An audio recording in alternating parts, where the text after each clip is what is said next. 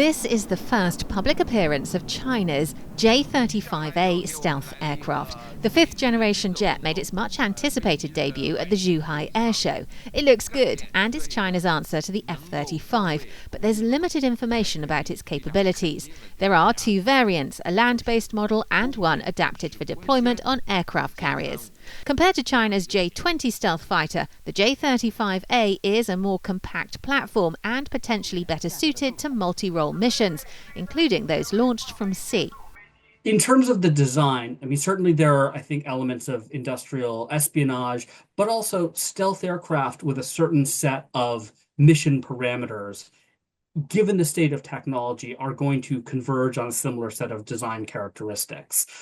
So there are certainly some reasons to be suspicious that there might be, let's say, inspirations or direct lifts from Western technology in the J-35, but also when you look at the design of stealth aircraft that have come out, fifth generation aircraft that have come out, the Su-57, the Turkish Khan, the Korean KFX, the F-35, the F-22, they all have a broadly similar appearance because what you need to do to create an aircraft which is supersonic, carries a useful load of weapons internally, is low observable, and can be used in all weathers and potentially from the deck of an aircraft carrier, you're going to end up, given the state of technology, with a pretty similar overall shape. China is only the second country in the world after the US to have two types of stealth fighter jets in active service.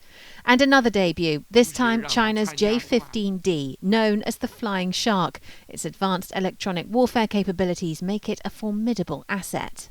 And look at this, it's known as the killer whale or orca, one of China's growing fleet of unmanned ships and also making its debut. Reports suggest the 58-metre vessel has a 4,000 nautical mile range. It's apparently capable of carrying an arsenal of weapons and is designed for patrolling, anti-submarine warfare, air defence and rescue operations. China has been investing heavily in cutting-edge military technologies in its bid to create a world-class fighting force. By putting it all on display, it sends a message to potential adversaries, but it also positions Beijing as an alternative to the US in the global arms market.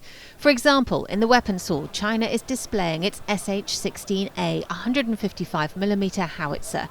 It's primarily designed for export to countries looking for an affordable, modern, self-propelled artillery solution. There's a real opportunity for them right now because Russian exports in the wake of the war in Ukraine have fallen off a cliff.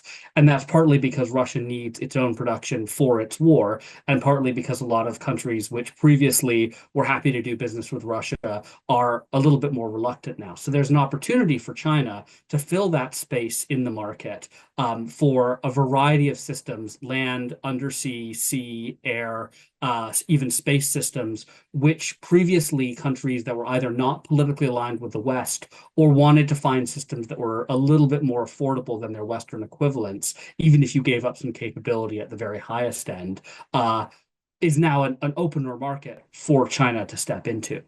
And there's certainly interest in what China has to offer. More than 750 exhibitors from 40 countries are taking part in the air show. Claire Sadler, BFBS Forces News. Thanks for watching. For more from BFBS Forces News, like and subscribe to our channel.